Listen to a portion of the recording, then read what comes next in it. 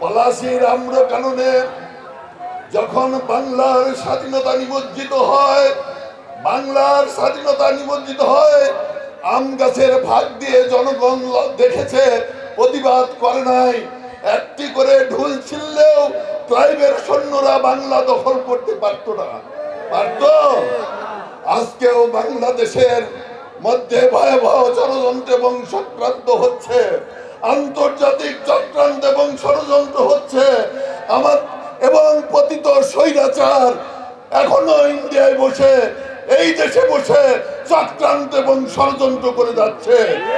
আপনাদের পাশে মিশে, আপনাদের মধ্যে মিশে, আপনাদের মধ্যেও বিভ্রান্ত সৃষ্টি করে, ভুল বুঝাবুঝি সৃষ্টি করে, দ্বন্দ্ব লিপ্ত করে বাংলাদেশের স্বাধীনতা, বাংলাদেশের সার্বভৌমত্ব নস্যাৎ করার চেষ্টা করছে। কাজেই সকলকে আবেদন জানাবো, আসুন আমাদের মধ্যে যদি কোনো ভুল বোঝাবুঝি থাকে, সমস্ত ভুল বোঝাবুঝি ভুলে গিয়ে আমরা যারা জিয়ার সৈনিক এক হয়ে আমরা দেশকে ঐক্যবদ্ধ রাখতে পারি, এক হয়ে এই টাঙ্গাইল গোপালপুরকে ঐক্যবদ্ধ রাখতে পারি। কাজেই এই পতিত আওয়ামী লীগ যা করেছে আমরা তাই করবো? পতিত আওয়ামী লীগ লুটপাট করেছে, চাঁদাবাজি করেছে, মাদকের ব্যবসা করেছে, গোপালপুরকে উচ্ছিন্ন নিয়ে গিয়েছিল, আমরা কি তাই করব?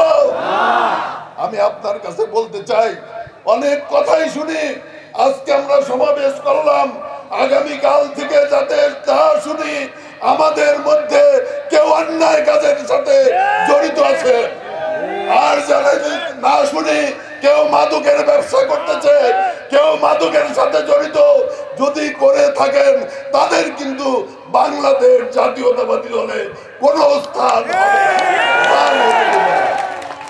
আরেকটি কথা বলতে চাই, অনেক নেতারা দল ভারী করার জন্য, পকেট ভারী করার জন্য আওয়ামী লীগের নেতাদেরকে, আওয়ামী লীগের কর্মীদেরকে পাশে টাইনে আনতেছেন। তাদেরকে বলতে চাই, 17 বছর কারাগারে ছিলাম, যারা আন্দোলন এবং সংগ্রাম করেছে তারাই নেতৃত্ব দিবে